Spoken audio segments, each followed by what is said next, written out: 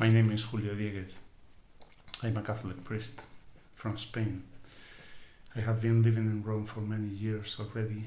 I am presently the rector of the Roman College of the Holy Cross, which is the international seminary of the Prelature of Opus Dei. And I also teach moral theology at the Pontifical University of the Holy Cross. I have been invited to talk to you for a few minutes about Christian formation. I have some months ago published a book on these topics, and I would like to talk to you briefly about those topics. The book in the English version is this one. The title is He Knows Not How, which are some words taken from the Gospel, and the subtitle is Growing in Freedom. As I said before, the topic is Christian formation in general, not a specific topic of formation, but formation itself. The goal of the book, I could say, that is to stress the importance of the connection between formation and freedom. It's quite common to say that formation should be given in freedom, but I think that we have to go beyond that. I think that formation is only possible in freedom. To talk about this, I need to go through three concepts: formation, virtues, and freedom. And then we will draw some consequences from those concepts. We all know the meaning of these three words, but in my opinion we need to have in mind some not so common ideas if we want to understand how formation works. First, formation. Formation is usually understood, I think, as knowing. You have a good Christian formation if you know quite well the Christian doctrine, because you have learned in your family, in the school, or in the parish. Then, maybe you don't live according to what you know, but this is secondary for many people. I don't agree with this idea. Maybe you know how you should behave in a certain set of circumstances, but if you don't live in that way, you have good information, but not good formation. Formation, then, rather than knowing, is about being. To form is to give form, to give, let's say, shape to something, in this case to somebody. And you are formed if you are good, not only if you know about good. What formation looks for is not what that I know what or which the good behavior is, but it's not even that I do what is good. The goal of formation is that I do what is good because I like it, because I feel like doing it.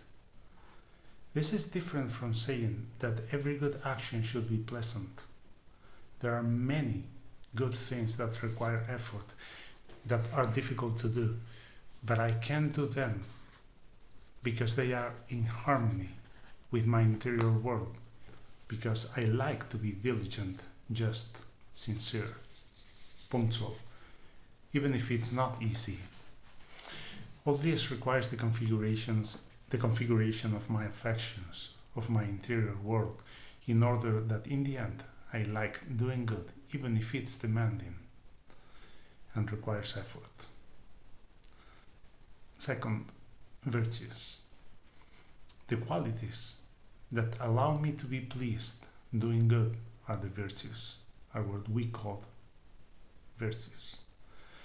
Virtue is not a custom, an automatism that allows me to jump over free choices just because I do what I am used to do without reflection.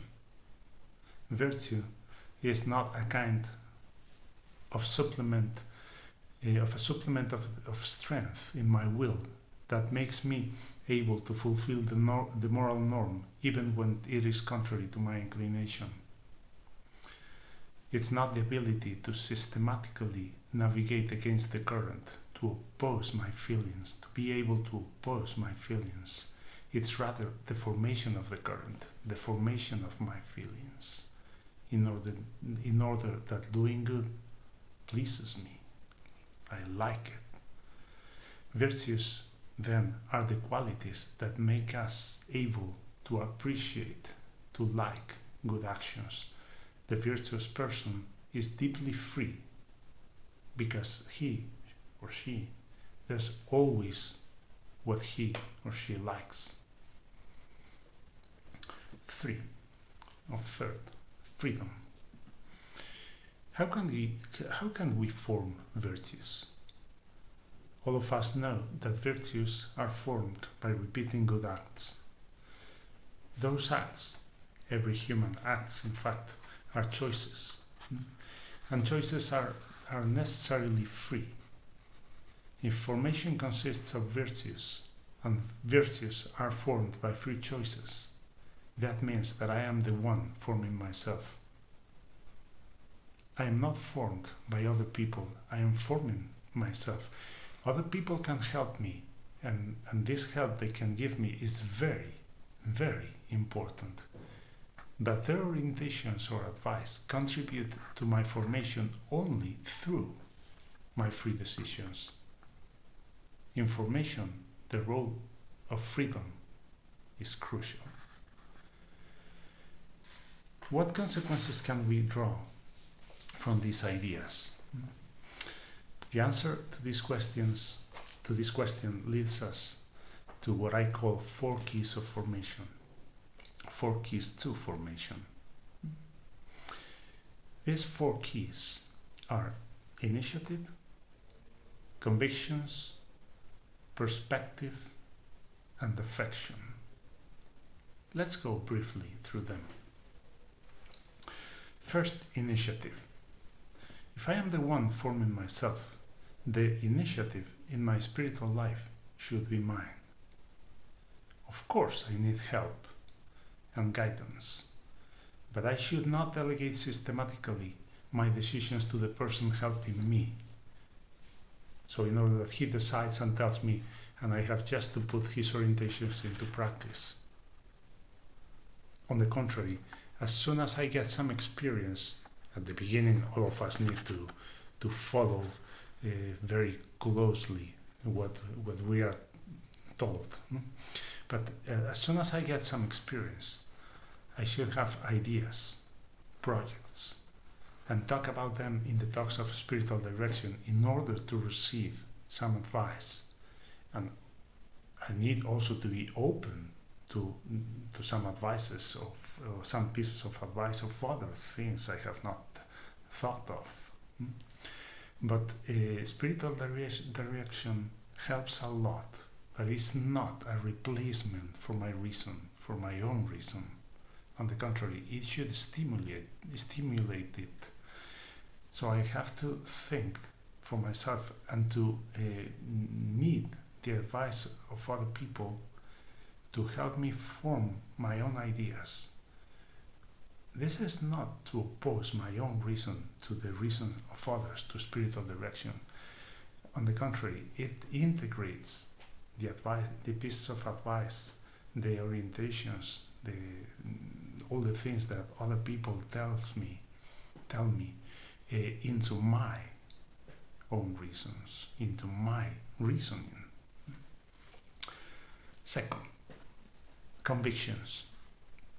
Our decisions are based on conviction, and convictions are, let's say, built upon convictions.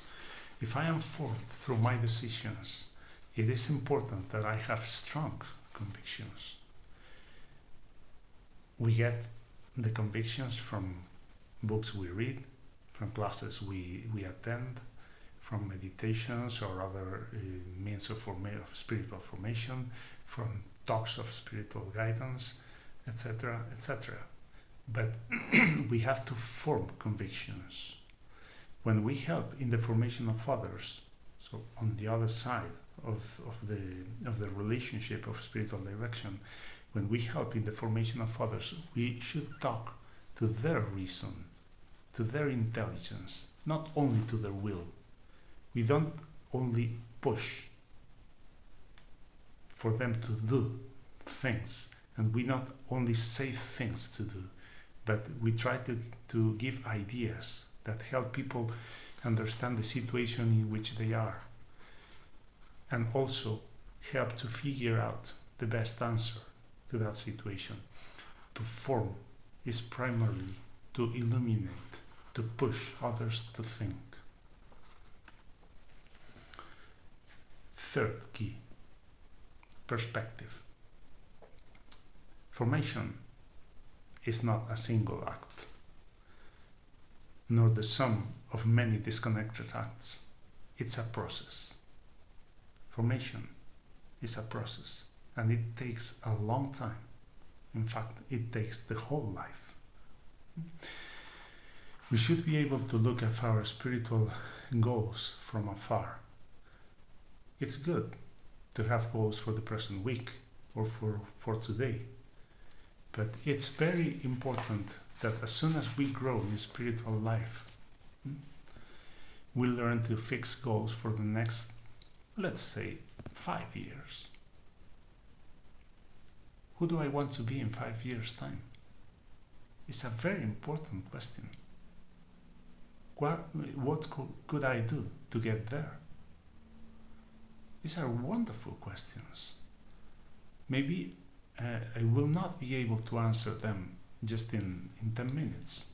I have to think about and to reflect on these topics or my problems or my possibilities, and talking to God in my personal prayer to open up those horizons.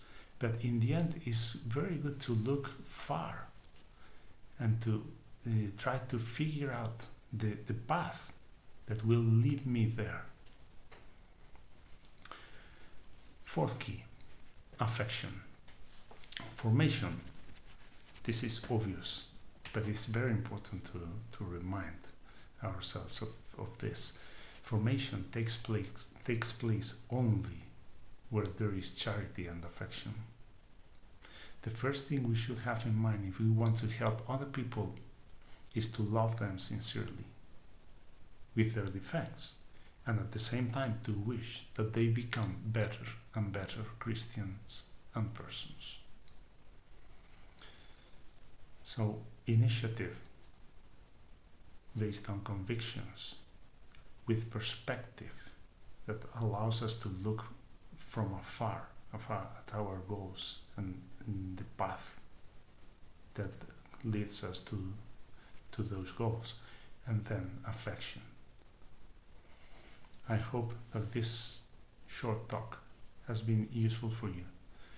If you are interested in these topics and want to go deeper into the work of formation, you will find more ideas in this book and in many other good books that have been written through the history of the Church on these topics of spiritual life and spiritual direction.